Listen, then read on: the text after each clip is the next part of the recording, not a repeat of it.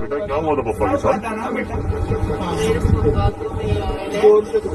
मेरे पापा को मेरी मम्मी ने मार दिया था और मुझको जमीन में गाड़ दिया था। दोस्तों, हो सकता है आज की कहानी शायद आपको परेशान कर दे, विचलित कर दे, क्योंकि आज की घटना उस रिश्ते से भरोसा उठा देने वाली है जिस रिश्ते को बहुत अटूट माना जाता है, पवित्र माना जाता है। इस घटना को सुनाने का उद्देश्य रिश्तों पर से आपका भरोसा उठाने या उन रिश्तों पर आपके शक को बढ़ावा देने का बिल्कुल नहीं है, बल्कि इस कहानी का उद्देश्य उन कारणों को समझने का है जिनसे रिश्तों में बिखराव आ जाते हैं, नफरत पैदा हो जाती है और फिर इंसान एक बड़े अपराध को अंजाम दे देता है। दरअसल इस कहानी की शुरुआत मुंबई के दहीसर से होती है। रईस शेख नाम का एक युवक अपनी पत्नी शाहिदा और 2 बच्चों के साथ दहीसर ईस्ट के रावलपारा इलाके के खान कंपाउंड में रहता था। 25 मई 2021 को शाहिदा ने दहीसर पुलिस स्टेशन में जाकर अपने पति रईस की गुमशुदगी की रिपोर्ट दर्ज कराई थी। रईस मूल रूप से उत्तर प्रदेश के गोंडा जिले का रहने वाला था। साल 2012 में उसके घर वालों ने उसकी शादी शाहिदा से करा दी थी और फिर गोंडा में रहते हुए ही उसे 2 बच्चे भी हुए, जिनमें एक लड़की और एक लड़का था। रईस मध्यम वर्गीय परिवार से ताल्लुक रखता था।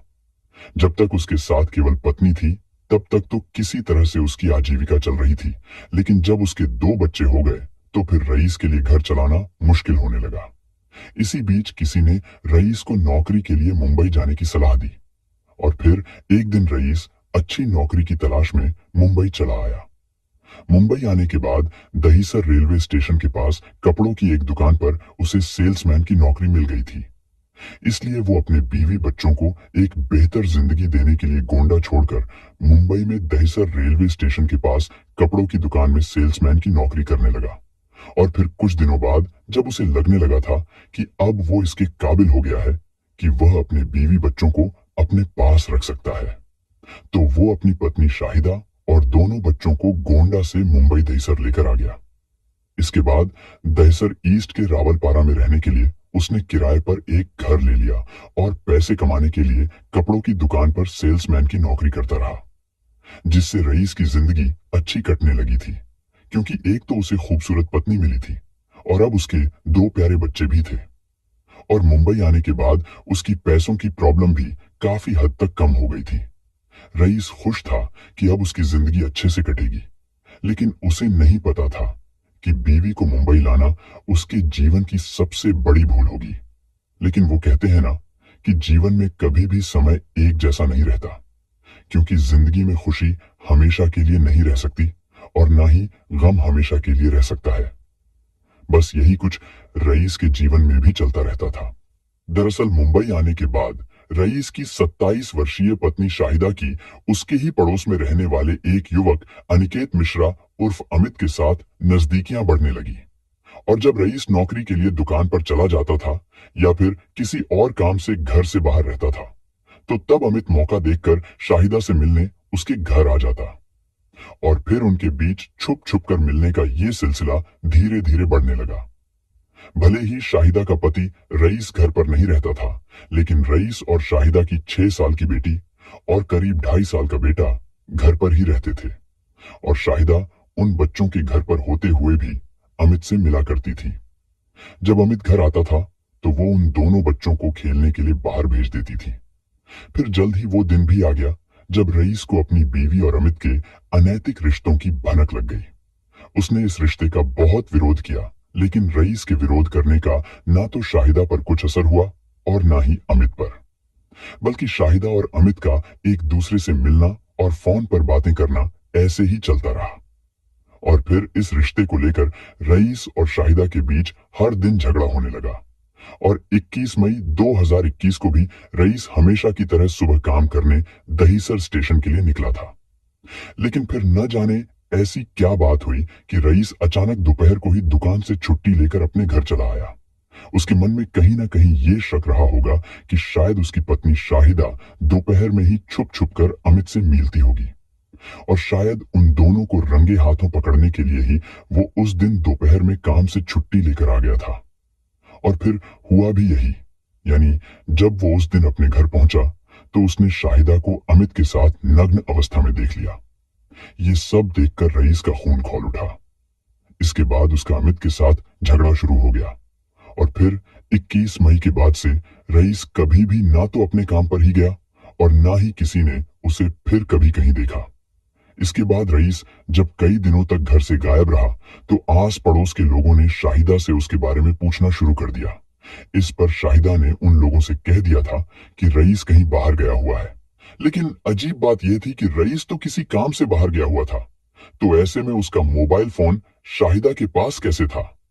क्योंकि रईस की अपने गांव में परिवार वालों से फोन पर अक्सर बातचीत होती रहती थी, इसलिए रईस के फोन पर गोंडा से उसके भाई अनीस का कई दिनों से लगातार फोन आ रहा था।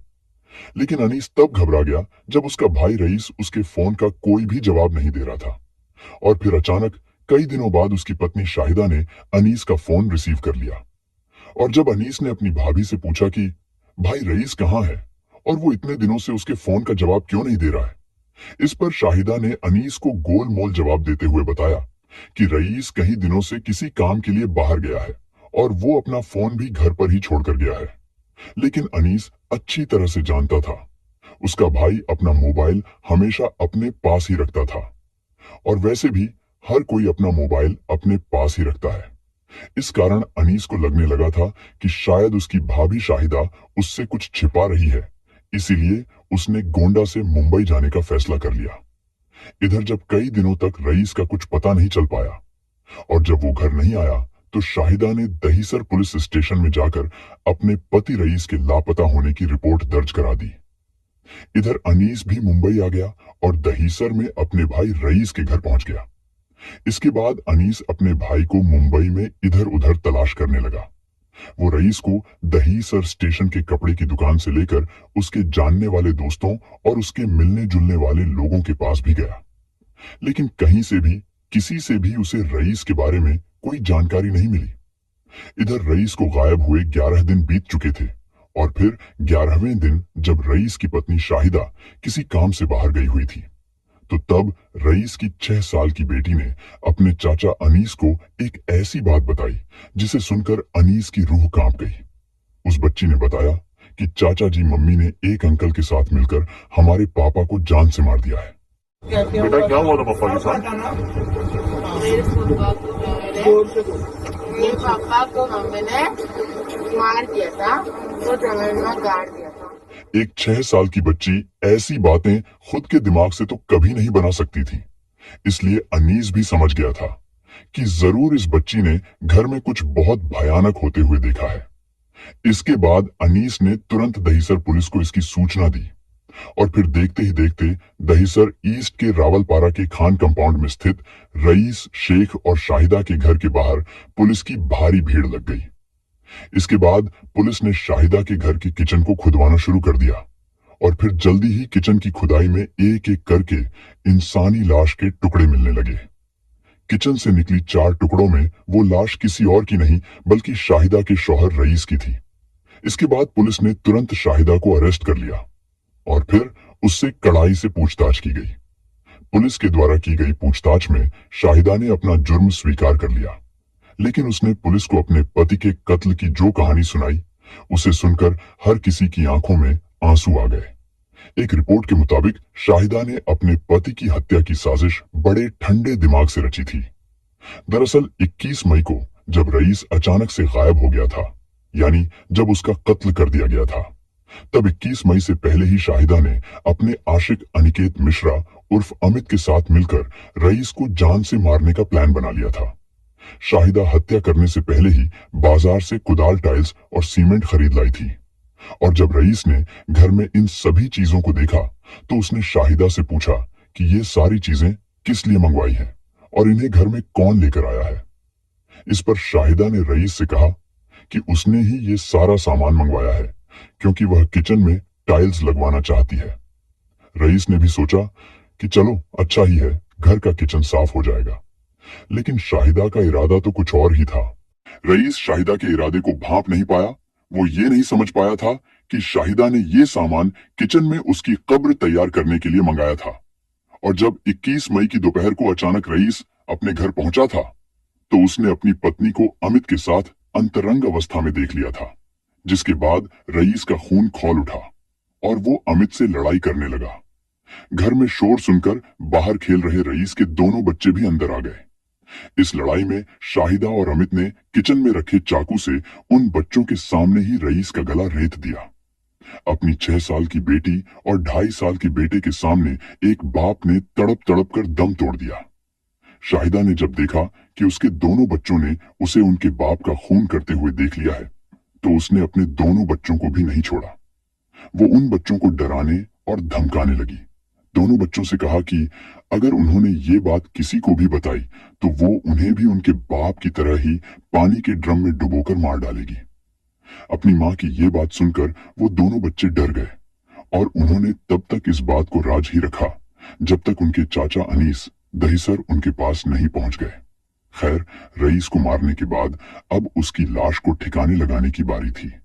उसके लिए शाहिदा ने पहले से ही एक प्लान तैयार कर रखा था, क्योंकि एक इंसानी लाश को घर से बाहर ले जाने में पकड़े जाने का खतरा था। इसलिए प्लान के मुताबिक शाहिदा और अमित ने मिलकर किचन में एक गड्ढा खोद दिया। शाहिदा के किचन का एरिया एक इंसान की लाश को दफन करने के लिए काफी छोटा था, इसलिए उन दोनों ने लाश को छोटा करने के लिए रईस को 4 टुकड़ों में काट दिया ताकि लाश को गड्ढे में आसानी से फिट किया जा सके। इसके बाद लाश के चारों टुकड़े गड्ढे में डाल दिए गए। फिर उन चारों टुकड़ों पर मिट्टी डाल दी गई और ऊपर से सीमेंट और रेत की मदद से टाइल्स लगा दिए गए। और इस तरह किसी को पता भी नहीं चल सका कि उस घर के किचन में एक इंसान की लाश दबी पड़ी है। अपने पति की हत्या करके शाहिदा को लगा था कि अब वो आजाद है। उसे लगा था कि अब वो आगे भविष्य में अमित के साथ एक अच्छा जीवन बिताएगी, लेकिन ये सब उसकी गलतफहमी थी और जल्दी ही उसकी आजादी छीनने वाली थी। इसके बाद शहीदा के लिए परेशानियां तब बढ़ने लगी थी जब पड़ोस के लोग रईस के बारे में उससे सवाल पूछने लगे थे और शाहिदा भी समझ गई थी कि वो लोगों से और रईस के परिवार वालों से ज्यादा दिनों तक झूठ नहीं बोल पाएगी। इसीलिए खुद को बचाने के लिए और सबको गुमराह करने के लिए उसने एक शातिराना चाल चली, यानी उसने खुद ही दहीसर पुलिस स्टेशन में जाकर रईस की गुमशुदगी की रिपोर्ट दर्ज करा दी। 11 दिनों तक वो हैवान औरत उस घर में रही और उसी किचन में खाना बनाती रही जिस किचन में उसने अपने पति को मारकर उसके टुकड़े करके उसे दफन कर दिया था। जरा सोच कर देखिए उन बच्चों की क्या हालत हुई होगी और उन पर क्या बीती होगी। वो बच्चे भी जानते थे कि उनके पापा उनके घर के किचन में ही दफन है। हालांकि मां के धमकाने पर बच्चे पूरी तरह सहम गए थे, लेकिन जब बच्चों के चाचा अनीस उनके घर पर आए तो बच्चों ने खुद को सुरक्षित महसूस किया। और एक दिन जब उनकी मां शाहिदा घर से बाहर गई हुई थी, तब बच्ची ने मौका पाकर अपने पापा के कत्ल वाली बात अपने चाचा को बता दी और फिर इस तरह रईस के गायब होने के 11वें दिन इस हत्या के राज से पर्दा उठ गया। इस मामले में अनिकेत मिश्रा उर्फ अमित भी उतना ही दोषी था जितनी की शाहिदा। वो शाहिदा के किए हर एक जुर्म में उसके साथ था। हालांकि वो पुलिस की पकड़ से बचने के लिए इधर उधर छिपता फिर रहा था, लेकिन जल्दी ही पुलिस ने उसे भी अरेस्ट कर लिया। इसके बाद पुलिस ने उन दोनों को कोर्ट में पेश किया, जहां से उन्हें जेल भेज दिया गया। अब शाहिदा और अमित जेल में हैं, जबकि रईस के दोनों बच्चे उत्तर प्रदेश के गोंडा में अपने दादा दादी के पास रहते हैं। तो दोस्तों, इस घटना को सुनाने का उद्देश्य किसी का दिल दुखाना नहीं है, किसी को परेशान करना नहीं, बल्कि आपको जागरूक करना और आपको सचेत करना है।